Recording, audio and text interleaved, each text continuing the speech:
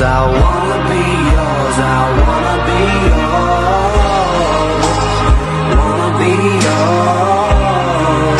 Baby, I just wanna be yours, I wanna be yours, I wanna be yours, wanna be yours.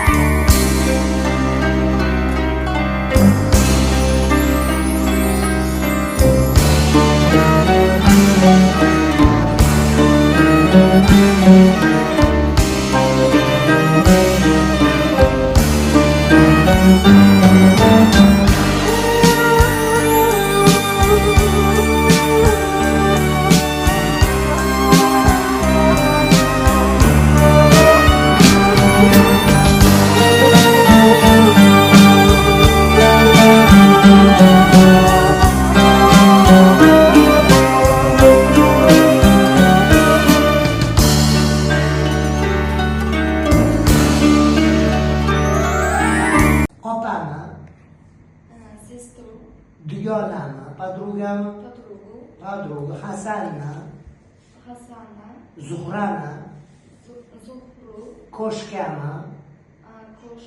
Кош. Я читаю, nima degan? Meni o'qiyman. Boshladik. Retseptni, Я читаю рецепт. сказкani, Я читаю сказку. romanni. Я читаю. Я читаю роман. Katta kitobni, Большую книгу. большую книгу.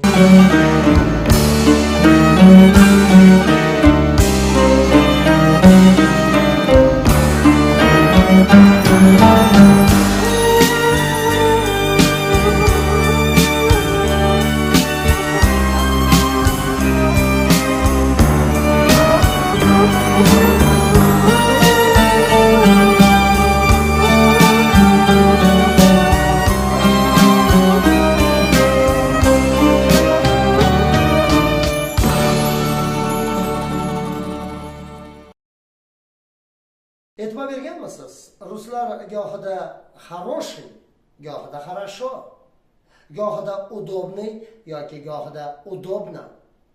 Hatto gohida плохой, gohida плохо degan so'zlarni nutqida ishlatadi. Qachon qaysinisini aytish kerak? Ya'ni qachon веселый, qachon весело. Bugun ana shular haqida sizga tushuncha beraman. Menga esa yordamchi hali 2 yoshga to'lmagan Abdulloh bo'ladi. Biz iltimos qildik bolakaydan rol o'ynab berishini.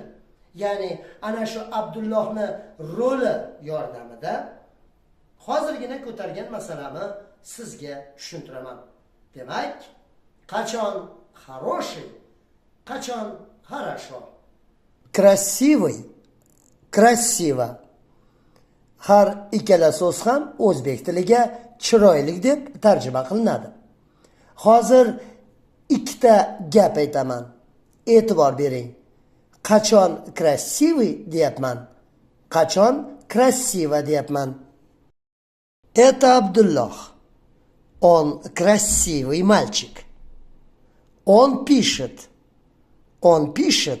красиво. Endi ikkita iboraga qarang. Красивый мальчик, ikkinchisi пишет красиво. Birinchi iborada kim yoki nima savoliga javob bo'luvchi so'zlar ta'riflanyapti. Ikkinchi iborada esa harakat ta'riflanyapti. Ya'ni nima qilmoq degan savolga javob bo'luvchi so'z ta'riflanyapti. Chiroylik bola birinchisi, ikkinchisi chiroylik yozyapti. Bola haqida gap ketganda красивый formasini aytdik. Yozyapti degan so'zini ta'riflashda esa красиво degan formani ishlatdik. Xulosa, kim nima savoliga javob bo'luvchi so'zlarga ta'rif berishda to'liq sifat aytiladi. Nima qilmoq savoliga javob bo'luvchi harakatni ta'riflaganda esa sifatning qisqa formasi aytiladi. Быстрый, быстро. Ikkalasi ham o'zbek tiliga tez deb tarjima qilinadi. Lekin aytib o'tganimizdek, nima tez? Mashina tez. Qanday bajardi? Bыстро, ya'ni tez bajardi. У него есть машина. Машина быстрая. Tez yurar mashina. Вот он идет. Он идет быстро. U tez ketyapti. Birinchi iboramizda nima mashina? Qanaqa mashina? Быстрая mashina. Ya'ni kim, nima savoliga javob bo'luvchi so'zni ta'rifladik. Ikkinchi iboramizda esa ketyapti, nima qilyapti? Ketyapti. Qanday ketyapti? Tez ketyapti. Идет быстро. Ya'ni harakatni ta'riflaganligimiz uchun быстро so'zini qo'lladik. Осторожный. Осторожно. Ehtiyotkorona, ehtiyot bo'lib, ehtiyotli. Ana shu ma'nolarni beruvchi har ikkala so'z ham ikki xil holatda ishlatilinadi. Sifat осторожный so'zi kim, nima savoliga javob bo'luvchi so'zga, осторожно so'zi esa qanday qilib degan ma'noni berish uchun ishlatilinadi. Он очень осторожный мальчик. U juda ehtiyotkor bola. Вот спускается. Осторожно. Ehtiyot bo'lib tushyapti. Birinchi iboramizda biz bolani ehtiyotkor ekanligi haqida aytdik. Ya'ni unda shu jihat bor. Ikkinchi iboramizda esa u ehtiyot bo'lib tushishini ko'rsatyapmiz. Ya'ni harakatini aytyapmiz.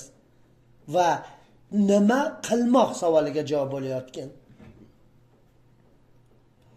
Ikkinchi iboramizda esa uni harakatini biz baholayapmiz.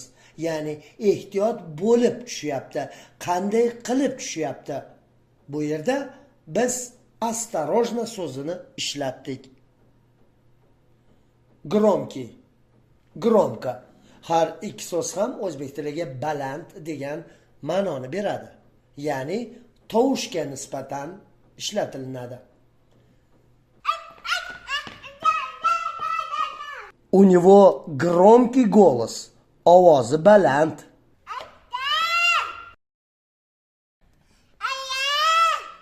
Он кричит громко.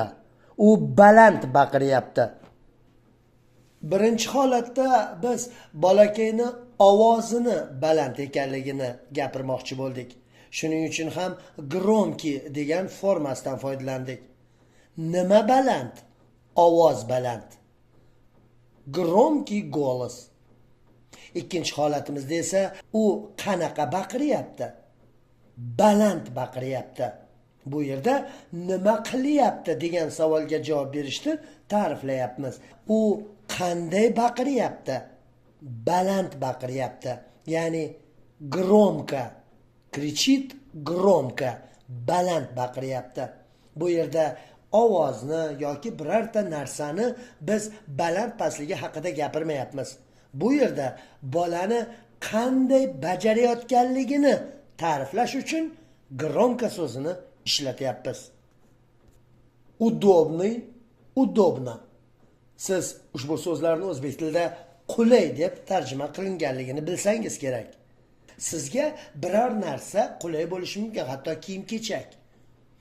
Удобно siz o'sha holatga tushishingiz kerak.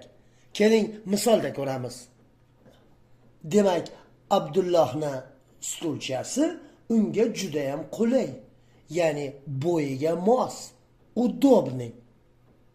Shuning uchun ham u qanday o'tiribdi mana shu stulchasida? Juda ham qulay o'tiribdi, удобно o'tiribdi. Sizga ko'rsatilgan misollardan balkim tushungandirsiz. Har bir narsani ham ta'riflash mumkin va har bir harakatni ham ayni ana shu so'z bilan ta'riflash mumkin. Oddiygina хороший yoki хорошая yoki хорошее ko'plikda хорошие so'zi biror bir buyumni, jonzotni ta'riflasa, ya'ni yaxshiligini aytsa, kim qanday ishlayapti, kimni harakati qanaqa, uni ham хорошо degan so'z bilan ta'riflash mumkin. Faqat farqlash kerak. Salomat bo'ling. Hurmatli tinglovchi, ekraningizda ko'rib turgan ushbu raqamga Telegram oching va murojaat qiling.